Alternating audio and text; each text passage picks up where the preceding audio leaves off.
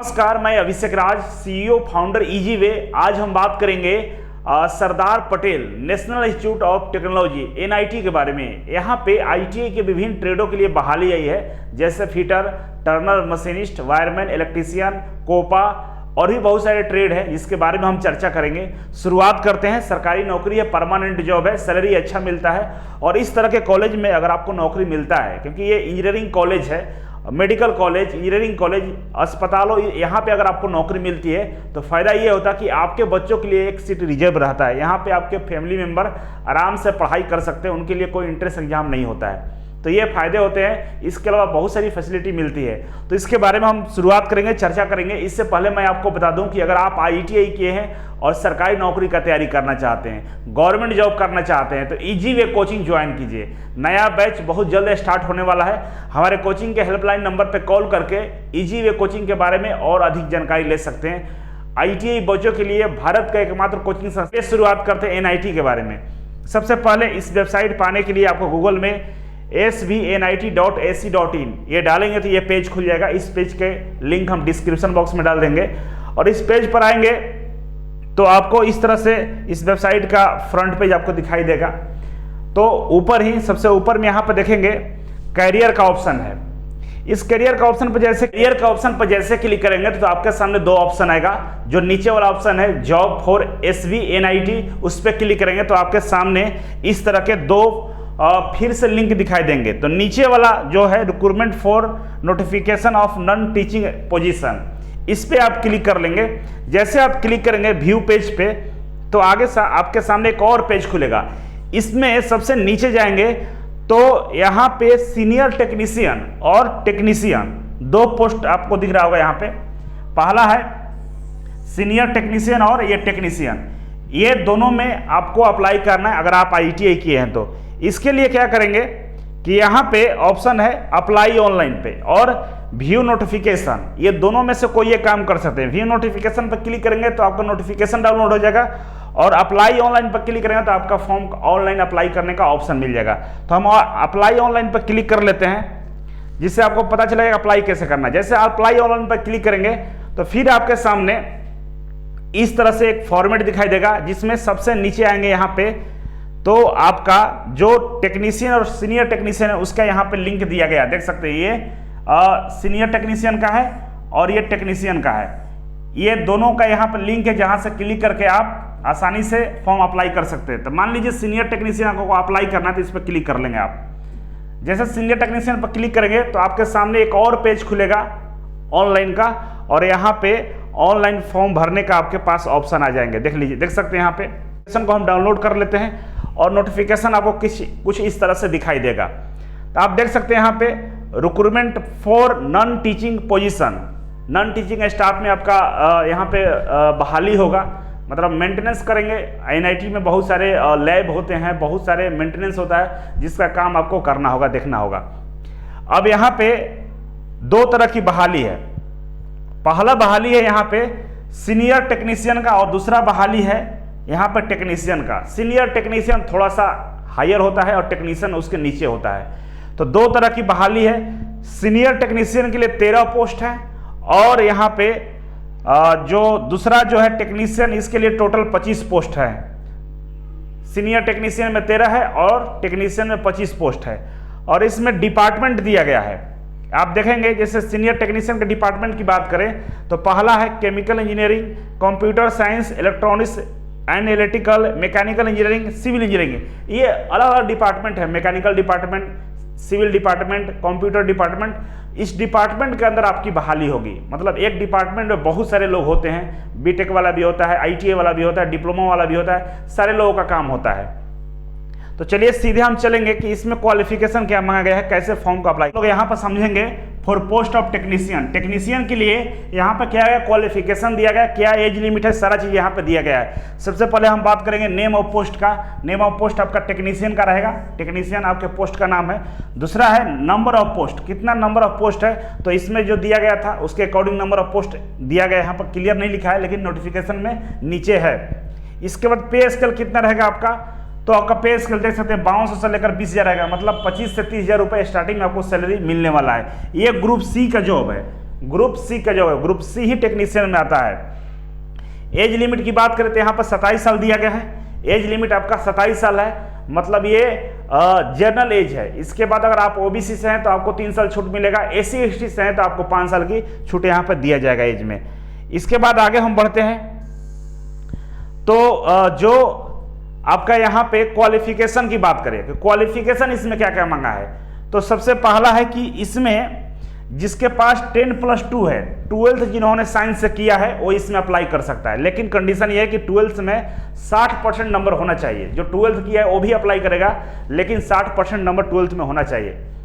इसके बाद बोल रहा है कि ठीक है 12th भी किए हैं और साथ में अगर आप ITI किए हैं तो आप अप्लाई कर सकते हैं, लेकिन कम से कम 50% मार्क्स होना चाहिए आपका 12th में। 12th में अगर 50% मार्क्स है और ITI किए हैं तो आप अप्लाई कर सकते हैं। ये दूसरे नंबर कंडीशन में है। तीसरा कंडीशन ये है कि अगर आपने 12th भी नहीं किया है तो कोई बात नहीं, अगर आपने 10वीं पास है और ITI किया है 2 साल का तो आप इसमें अप्लाई कर सकते हैं। मतलब 10वीं पास के बाद ITI किया आपने 2 साल का तो आप इसमें अप्लाई करेंगे। तो 10वीं पास ही होते हैं सभी ITI वाले, वेल्डर को छोड़कर। इसके बाद इसमें बोला है कि जो डिप्लोमा वाले लोग हैं वो भी अप्लाई कर सकते हैं। इस जो भी डिपार्टमेंट है उसके अकॉर्डिंग डिप्लोमा वाले भी इस पोस्ट पे अप्लाई कर सकते हैं, ऐसा इसमें दिया गया है। अब एज लिमिट की बात करते हैं तो एज लिमिट का छूट जो लिखा गया उसके अकॉर्डिंग आपको मिलेगा। गवर्नमेंट ऑफ इंडिया का जो रूल है उसके अकॉर्डिंग एज में छूट आपको दी जाएगी। ये रहा है आपका क्वालिफिकेशन। अब चलते हैं सीनियर टेक्नीशियन वाले पोस्ट में। ये सीनियर टेक्नीशियन के बारे में यहाँ पे जानकारी दिया गया है कि सीनियर टेक्नीशियन के लिए क्वालिफिकेशन क्या क्या मांगे गए हैं। सबसे पहले पोस्ट का नाम है सीनियर टेक्नीशियन, और इसमें जो पे स्केल है उसकी बात करते हैं तो पे स्केल आपका इसमें 5200 से लेकर 20,000 है, सेम पे स्केल है। लेकिन आपका जो आपका ग्रेड पे है वो थोड़ा सा ज़्यादा है, 2400 ग्रेड पे है। तो मान के चलिए कि आपका जो सैलरी है इन लोगों से 3 से 4,000 एक्स्ट्रा मिलेगा, 5,000 तक मैक्सिमम मान सकते हैं आप लोगों को। टेक्नीशियन वाले से ज़्यादा आपको मिलेगा सीनियर टेक्नीशियन पोस्ट पे। ये भी ग्रुप सी का ही पोस्ट है, ग्रुप सी में ही आता है ये सीनियर टेक्नीशियन। इसके बाद इसमें जो क्वालिफिकेशन दिए गए हैं उसके बारे में हम चर्चा करेंगे। क्वालिफिकेशन की बात करें तो यहाँ पर देखिए लिखा गया है एजुकेशनल क्वालिफिकेशन में सबसे पहला है सेम कंडीशन है। सीनियर टेक्नीशियन के लिए आपको साइंस से 12th पास होना चाहिए, जिसमें 60% मार्क्स रहेगा, तब आप अप्लाई कर सकते हैं इसमें। नहीं तो इसके अलावा अगर आप 10+2 पास हैं और आपको 50% मार्क्स है और साथ में आपने 1 साल का ITI किया है तो भी आप इसमें अप्लाई कर सकते हैं। 2 कंडीशन आपको बताया, पहला 12th पास है, साइंस से 60% मार्क्स है तो अप्लाई कर सकते हैं। अगर ये भी नहीं है तो दूसरा कंडीशन ये है कि आप 12th पास है, 50% मार्क्स है और साथ में ITI है तो आप अप्लाई कर सकते हैं। तीसरा कंडीशन यह है कि अगर आपने 10वीं के बाद ITI किया है 2 साल का तो आप इसमें अप्लाई कर सकते हैं, कोई दिक्कत नहीं है। इसके बाद डिप्लोमा और बीटेक वाले भी इसमें अप्लाई कर सकते हैं सीनियर टेक्नीशियन में। तो ये रहा क्वालिफिकेशन। अब हम बात करेंगे कि कौन कौन से वो ट्रेड हैं जो इसमें अप्लाई करेंगे। तो हम जानेंगे कि कौन कौन से ट्रेड वाले हैं जो इसमें अप्लाई करेंगे।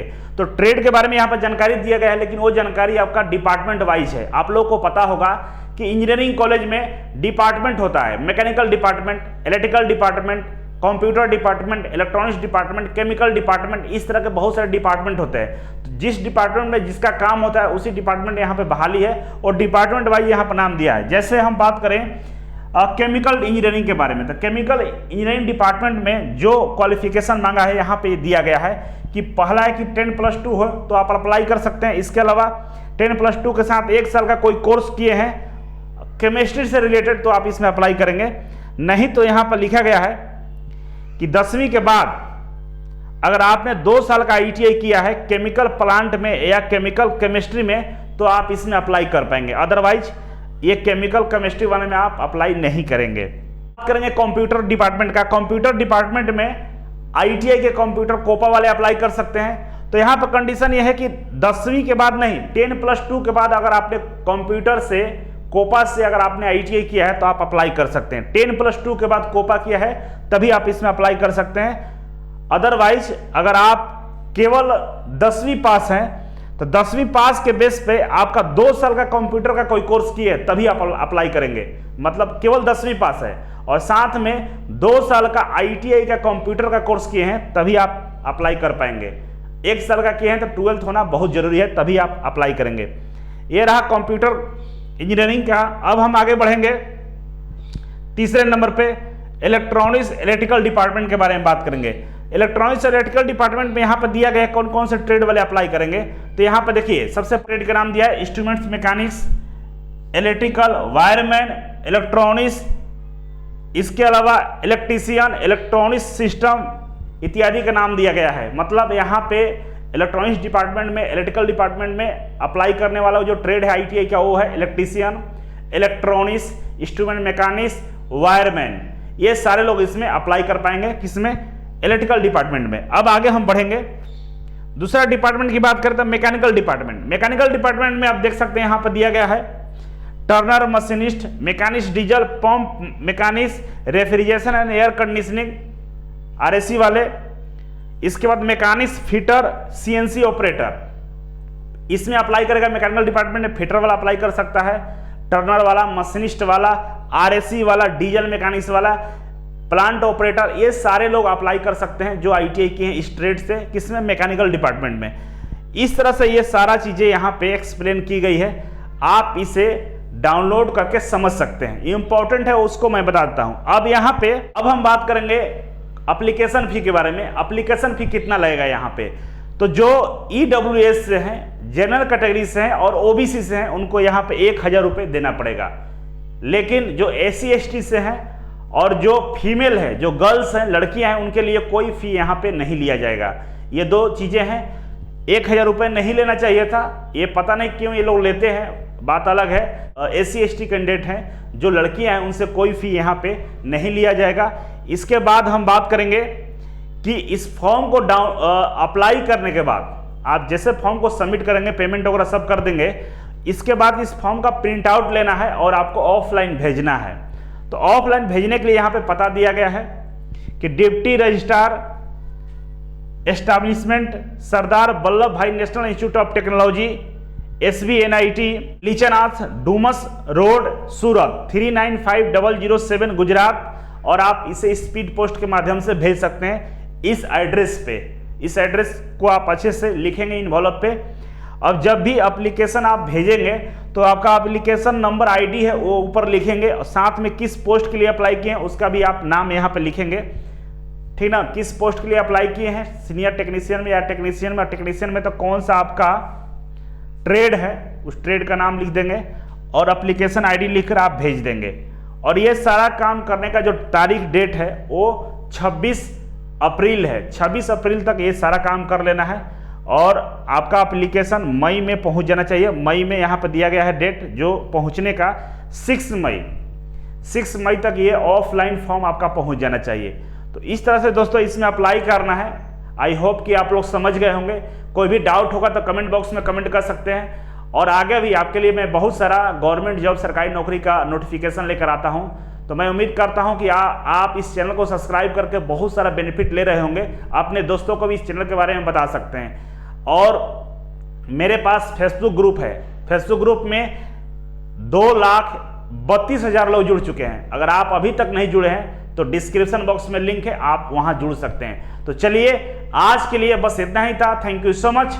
फिर मिलते हैं आपसे एक नई वीडियो और एक नई जानकारी के साथ। तब तक के लिए नमस्कार।